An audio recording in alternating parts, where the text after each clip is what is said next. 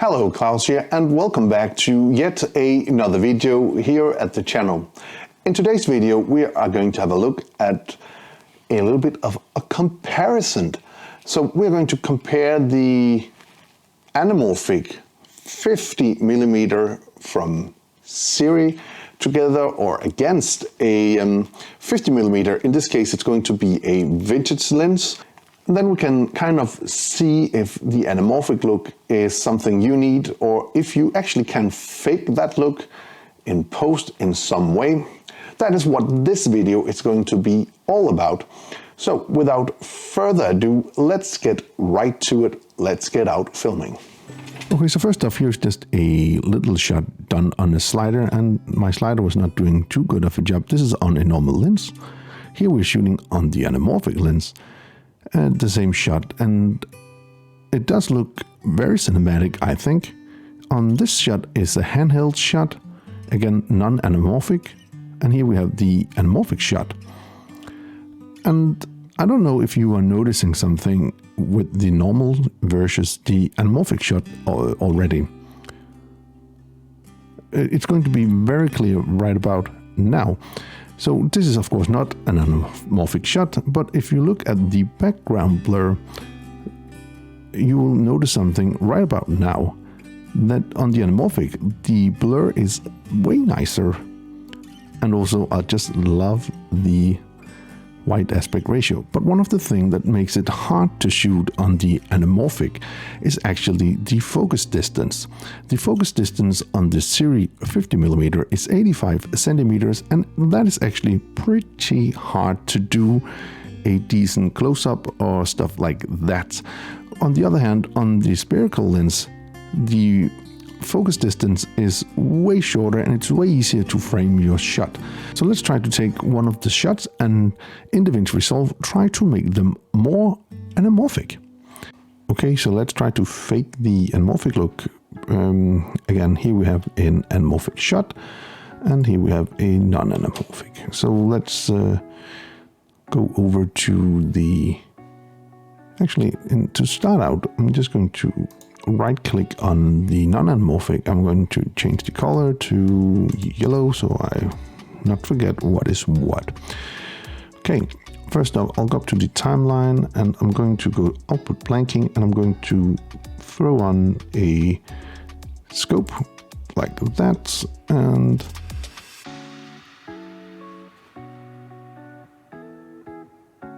perhaps we are just going to select the clip here. I'll go to the video here. I'm going to make it a little further down. So we're trying to match up our shot here. Cool, let's go to the color grade here. Okay, so in the color, if we have a look at the different clips here, we can see that of course the background here on the anamorphic is way more blurry than on the other one, and it is supposed to be at the correct level. So let's take our anamorphic first and just quickly adjust that super fast. Adjust the colors and stuff like that. Okay. Boosting up the saturation, giving it a little bit of tint, and then playing around with the contrast, and then the temperature. It's hot in the sun here, so we have here this warm look, something like that. And let's see if we can do the same here. So I'm going to go up here and I'm going to change this to the selected clips. I'm just going to select both of them, and you know, if I want to change something on this, I can do that, but I'm going to change it on this clip here, trying to match those if possible. Okay, so let's just first off push this down. I'm going to lift it up. I'm going to go up with the gain here, something like that. Give it some saturation. I'm going to change the tint, and then I am going to put in some contrast, going into play with the temperature, something like that, and then I'm going to give it some color boost, going to take off some saturation.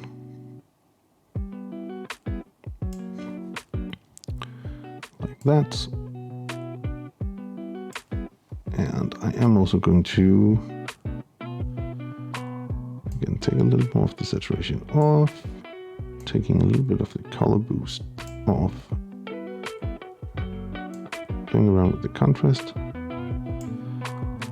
And then I am going to take down the gain a little bit, going to the gamma and changing that a little bit, and then I'm going to the lift, pushing this a little more down. So actually the colors of the two lenses are also quite different. Actually, I think for this shot here, I need to go into the raw clip. I'm just going to do highlight recovery, and I am going to take my exposure down a bit. Okay, and I'm going to boost up the contrast.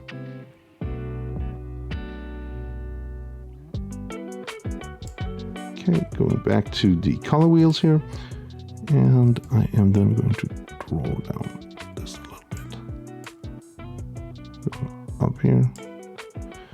And going to bump down this a little bit. So as you see, if you look at the waveform, you can see that the colors are quite different on this. So you can spread out the colors a bit, making it a little more like that.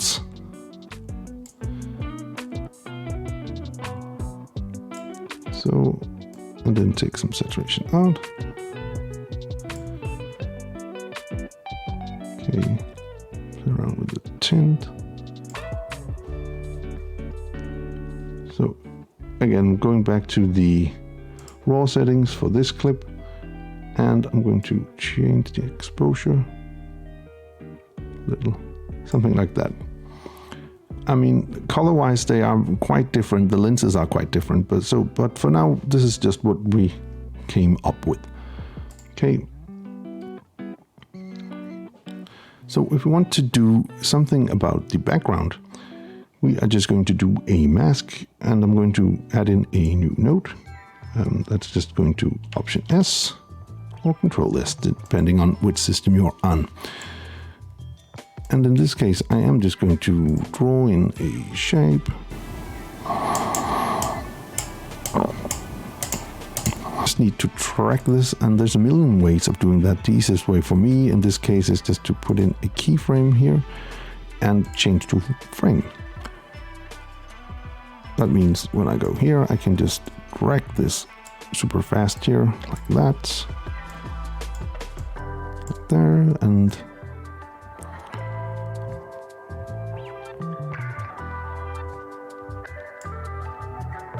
then, you know, I can change the stuff super quick. Here I need my hand to be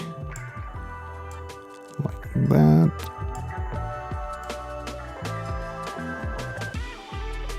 And then we need the mask to be here at this particular time, and as close as possible to my face. Okay, so let's say that's good enough for jazz if we run through it like so. Oh well. There's a little bump here that didn't look too good. So at this particular time, I want this to be here. Good enough for jazz. So let's just quickly blur out the background here. I'm just going to toggle off the mask. And I'm going to the blur here, and I am going to take this. If I want to sharpen, I would go downwards, but I want to blur, so I'm going to push this upwards. Something like that, perhaps. Then I'll go into the mask, and I'm just going to feather that a little bit, like that. I'm going to see the difference here with the mask.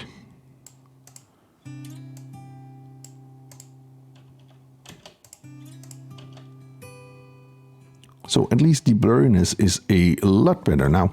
Okay, so if we have a super quick look now at the shots, we can see that the blurry background are almost identical because there is some element of distortion, of course, in the blur itself, which you don't have here. But of course you can kind of fake this look if you want to in Davinci Resolve. So the good thing about shooting with the anamorphic is that you have the anamorphic look in camera, which is super nice. Also, I did do a lot of tests on the 50 and the other anamorphic lenses from series, so you can check those out. Links down in the description below. On the other hand, the great thing about a normal lens is that the focus distance is way easier to work with than on the anamorphic. Also, making close-ups with an anamorphic lens is also a bit harder because of the focus distance. You need to have diopters and stuff like that if you want to do a close-up in a small room, for instance. On the normal lens, that is usually not a problem. Anyway, I do hope you found this little video useful. If you did, please hit that subscribe button, give the video a like, share it with your friends if you think it would help them out, and if you want to be notified every time there's a new video on this channel, please hit that bell icon down in the corner. Until next time, keep filming, keep learning, and keep sharing.